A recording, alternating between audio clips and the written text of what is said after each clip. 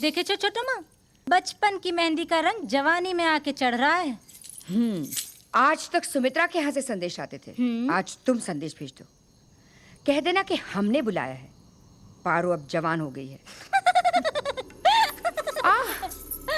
এটা কি করছো?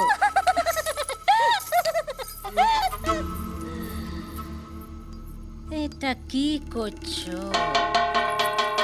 কি হলো মা? বাবা, মা কি হয়েছে? लगता है तुम्हारी माँ पागल हो गई है। हाँ हाँ, मैं पागल हो गई हूँ खुशी के मारे, क्योंकि जो सपना आठों पहर मेरी आंखों में रहता था अब वो नहीं होगा। क्यों? क्योंकि वो सच हो गया। माँ, कैसा सपना? कौन सा सपना? बताती हूँ। अरे पगली, बड़े घर से न्योता आया है। पता है माँ, कुमुद भाभी की गोद भराई है। बात सिर्फ इतनी नहीं है पारो, कौशल्या दीदी मुझसे मिलना चाहती है। कह रही थी पारो अब बड़ी हो गई है, उसकी शादी के बारे में सोचना चाहिए।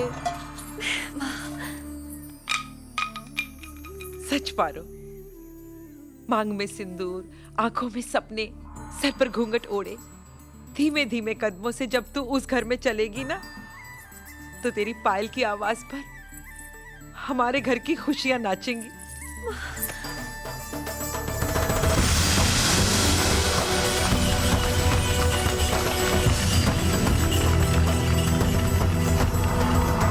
ए जमींदार बाबू, कैसी लग रही हूँ मैं? पारो कहाँ है?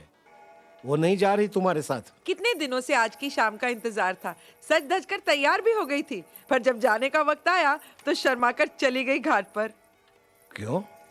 पगली डरती है कहीं उसी के सामने उसकी शादी की बात न कर दूं।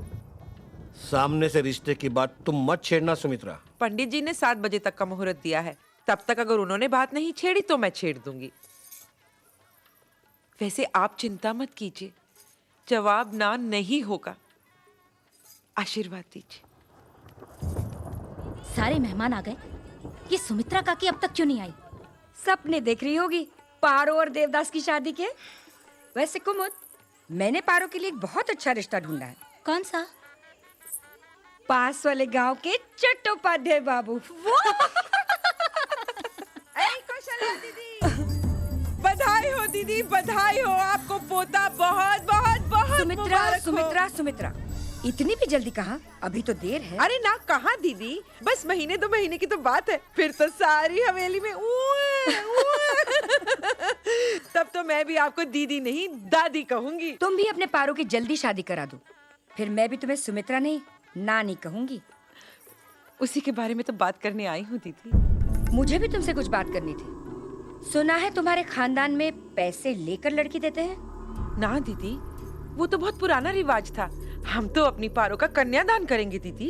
तो फिर तय हुआ, पारो का कन्यादान हम करेंगे, सारा खर्चा हम उठाएंगे। आखिर पारो भी तो हमारी बेटी है। ना ना दीदी, बेटी का ब्याह तो माँ बाप का सपना होता है।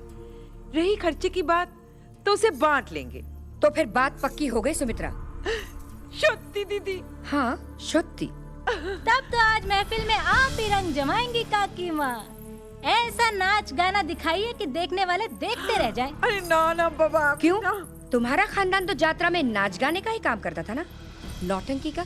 हाँ दीदी, लेकिन वो तो बहुत सालों की बात थी। ना ना काकी माँ, अब कोई बहाना नहीं चलेगा। आज तो आप गाएंगी और नाचेंगी। ना बाबा, अभी ना। अरे क्यों शर्मा रही हो? समझ लो कि तुम्हारे पारो की शादी हो रही है और तुम नाच रही हो। अब तो मैं ना कर ही नहीं सकती ना। आज तो रासलीला जमेगी, खूब जमेगी। ये क्या है? शगुन का सिक्का दीदी।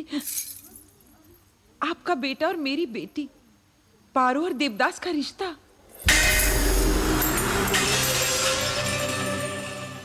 होश में तो हो तुम सुमित्रा?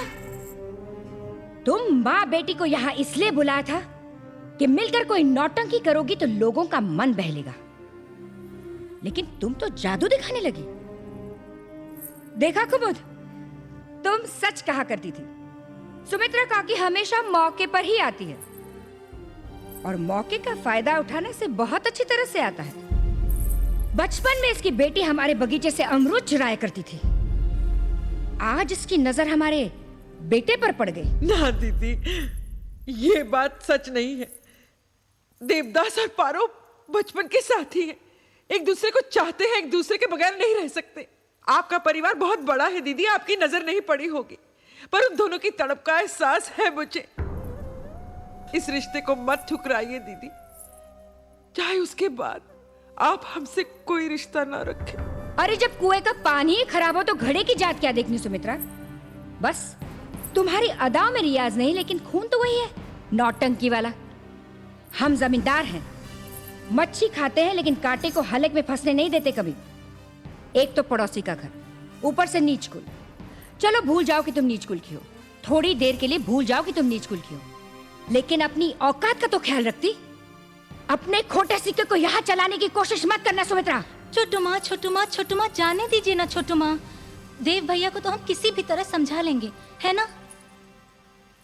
और रही बात पार्वती की, अगर ना संभल पाए उसकी जवानी तो भेज देना उसे देवर जी के पास। जमींदारों को ऐसी बातों से कलंक नहीं लगता।